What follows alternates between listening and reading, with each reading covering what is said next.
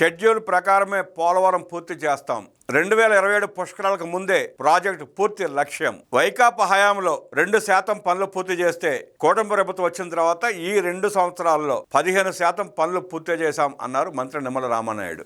ఆంధ్రుల జీవనాడి పోలవరం ప్రాజెక్టు పనులు ఆశించిన రీతిలో షెడ్యూల్ ప్రకారమే జరుగుతున్నాయని మంత్రి నిమ్మల రామానాయుడు చెప్పారు. ఆయన ప్రాజెక్టు పనులను క్షేత్రస్థాయిలో పరిశీలించి అధికారులు, ఏజెన్సీల ప్రతినిధులతో సమీక్ష నిర్వహించారు. ముఖ్యమంత్రి చంద్రబాబు నాయుడు ఆదేశాలనుసారం 2027 పుష్కరాలకు ముందే పోలవరం పూర్తి చేయాలని లక్ష్యంగా పెట్టుకున్నామన్నారు. తాము పెట్టుకున్న లక్ష్యానికి అనుగుణంగా షెడ్యూల్ ప్రకారం ప్రతి పని పక్కాగా జరుగుతోందన్నారు. 2014-2019 తెలుగుదేశం ప్రభుత్వ హయాంలో పోలవరం ప్రాజెక్టు పనులు 72% పూర్తి కాగా 2019-24 మధ్య 5 ఏళ్ల వైకాపా హయాంలో కేవలం 2% మాత్రమే తూతూ మంత్రంగా జరిగాయన్నారు. టీడీపీ ప్రభుత్వ హయాంలో చేసిన పనులకు కేంద్రం నుంచి వచ్చిన రియంబర్స్మెంట్ నిధులను కూడా దారి మళ్లించేసిన నీచ చరిత్ర జగన్దేనని అన్నారు. మళ్లీ కూటమి ప్రభుత్వం వచ్చిన ఈ 2 ఏళ్ల కాలంలో 15% పోలవరం పనులు పూర్తి చేశామన్నారు. జగన్ హయాంలో విధ్వంసం కారణంగా పాడైన డయాఫ్రమ్ వాల్ స్థానంలో కొత్త డయాఫ్రమ్ వాల్ ను 990 కోట్ల రూపాయల వ్యయంతో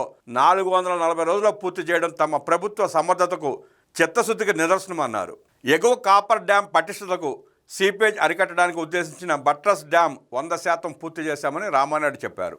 దీనివల్ల వర్షాకాలంలో కూడా పనులు ఆగవన్నారు. అలాగే పోలవరం ప్రాజెక్టులో అత్యంత కీలకమైన మెయిన్ డ్యాం ఎర్త్కమ్ రాక్ఫిల్ డ్యాంకు సంబంధించి గ్యాప్ 1 పనులను గత ఏడాది మేలో ప్రారంభించి సంవత్సరంలో 48% పూర్తి చేశామన్నారు. అలాగే గ్యాప్ 2లో పనులు గత ఏడాది నవంబర్లో ప్రారంభించి ఇంకా సంవత్సరం పూర్తి కాకుండానే 29% పూర్తి చేశామన్నారు. రేపు వర్షాకాలంలో పనులకు ఆటంకం లేకుండా 8.5 లక్షల క్యూబిక్ మీటర్ల మట్టిని నిల్వ చేసినట్లు మంత్రి చెప్పారు. అలాగే రాక్కు సంబంధించి 42.2 లక్షల క్యూబిక్ మీటర్లు అవసరం కాగా 13 లక్షల క్యూబిక్ మీటర్లు సిద్ధం చేశామన్నారు. ఇలా ప్రాజెక్టు పనులు ఒక క్రమ పద్ధతిలో ప్రణాళిక ప్రకారం పగడ్బందీగా పారదర్శకంగా జరుగుతున్నాయని రామానాయుడు వివరించారు. అలాగే ప్రాజెక్ట్ కనెక్టివిటీకి సంబంధించి కుడి ఎడమ కాలువల్లో 4 టన్నెల్స్ నిర్మించాల్సి ఉండగా ఇప్పటికి 3 పూర్తయ్యాయన్నారు. మిగిలిన పనులు మరో 10 రోజుల్లో పూర్తవుతాయన్నారు. పోలవరం ప్రాజెక్టుకి స్థలాలను ఇచ్చిన నిర్వాసితులను ముఖ్యమంత్రి చంద్రబాబు నాయుడు త్యాగధనులుగా కొనియాడుతున్నారన్నారు. అందువల్లనే వారికి ఇప్పటి వరకు తన చేతుల మీదుగా 2,250 కోట్ల రూపాయలు అందజేశారన్నారు. త్వరలో మరో 200 కోట్ల రూపాయలు ఇవ్వబోతున్నామని చెప్పారు. అలాగే కాలనీల నిర్మాణం పూర్తి, సదుపాయాల కల్పన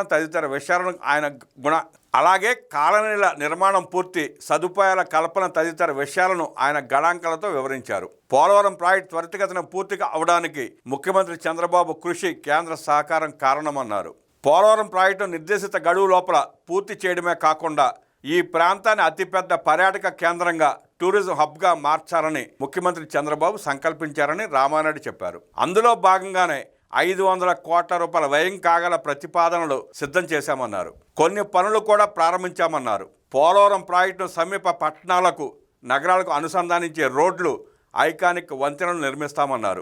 భద్రాచలం వరకు పాపికొండల మీదుగా బోటు షికార్లు, కాటేజీలు అనేకం వస్తాయన్నారు.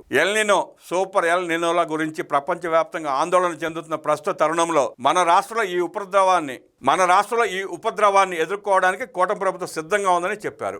ఎల్నినో లేని రోజుల్లోనే ముఖ్యమంత్రి చంద్రబాబు జలధార, జలహారతి 100 రోజుల కార్యక్రమం చేపట్టారన్నారు.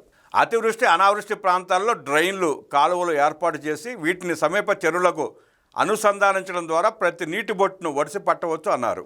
జలధార, జలహారతి కార్యక్రమంలో ఇప్పటికీ 98 రోజుల పనులు పూర్తయ్యాయని అన్నారు. ఈ పనులన్నీ సత్ఫలితాలు ఇవ్వబోతున్నాయని తెలిపారు. ఈ కార్యక్రమం ముఖ్య ఉద్దేశం భూమిని జలాశయంగా మార్చుకుని భూగర్భ జల సంపదను వృద్ధి చేయడమేనని ఆయన వివరించారు. భూగర్భ జలమట్టం 1 మీటర్ పెరిగితే 99 టీఎంసీల నీరు లభ్యమవుతుందని నిపుణులు చెబుతున్నారని అన్నారు. అలాగే సమర్థ నీటి యాజమాన్యం వల్ల నీటి పొదుపును పాటించవచ్చు అన్నారు. ఉదాహరణకు మన కృష్ణానదిని తీసుకుంటే జోరాల, ఆల్మట్టి, శ్రీశైలం, నాగార్జునసాగర్ రిజర్వాయర్లలో నీళ్లు లేవు. పులిచింతలలో మాత్రం ఈ రోజు కూడా 28 టీఎంసీల నీరు ఉంచుకోగలిగామని మంత్రి వివరించారు. 70 సంవత్సరాల చరిత్ర తీసుకుంటే జూలై 5వ తేదీన కూడా గోదావరికి ఇన్ఫ్లో లేకపోవడం ఇదే మొదటిసారని మన ఇరిగేషన్ నిపుణులు చెబుతున్నారు. ఈ రోజే 56,000 క్యూసెక్ల నీరు వచ్చిందని, ఈ రాత్రికి పోలవరం దగ్గరకు 1,00,000 క్యూసెక్లు రావచ్చని అంచనా వేస్తున్నట్టు రామానాయుడు చెప్పారు. రేపు బుధవారం ఉదయం పట్టిసీమ తాడిపూడి ఎత్తిపోతల పథకాల మోటార్లు ఆన్ చేసి నీటిని విడుదల చేస్తామని ఆయన అన్నారు. ఇలా ప్రాధాన్యక్రమంలో అత్యవసరాల ప్రాతిపదికన నీటిని పొదుపుగా వాడుకుందామన్నారు. ఎల్నినోను సమర్థంగా ఎదుర్కొందామన్నారు. ప్రతినిత్యం ప్రతి ఎకరాకు ప్రతి రైతుకు నీరు అందించాలని ఆలోచించే చంద్రబాబు ఉండటం మన అదృష్టంగా రామానాయుడు అభివర్ణించారు. అందువల్ల ఆయనే మనందరికీ భద్రత భరోసా అని రామానాయుడు పేర్కొన్నారు. పోలవరం ప్రధాన డ్యాం ఈసీఆర్ఎఫ్ పనుల పరిశీలన అనంతరం జల విద్యుత్ కేంద్రం పనులను పరిశీలించి పనుల పురోగతిని అధికారులు మెగా ఇంజనీరింగ్ ప్రతినిధులను అడిగి తెలుసుకున్నారు. ఈ వారంలో ముఖ్యమంత్రి చంద్రబాబు నాయుడు పోలవరం ప్రాజెక్టు పనులను క్షేత్రస్థాయిలో పరిశీలించి పనుల పురోగతిపై సమీక్షిస్తారని తెలిపారు. పోలవరం ప్రాజెక్టు పనుల పరిశీలన అనంతరం మంత్రి నిమ్మల రామానాయుడు అధికారులు ఏజెన్సీల ప్రతినిధులతో సమీక్షా సమావేశం నిర్వహించారు. ఈ సందర్భంగా R&R ప్రాజెక్టు పనుల పురోగతి, గోదావరి డెల్టా ప్రక్షాళన, గోదావరి పుష్కరాల ఏర్పాట్లపై అధికారులతో సమీక్ష నిర్వహించారు.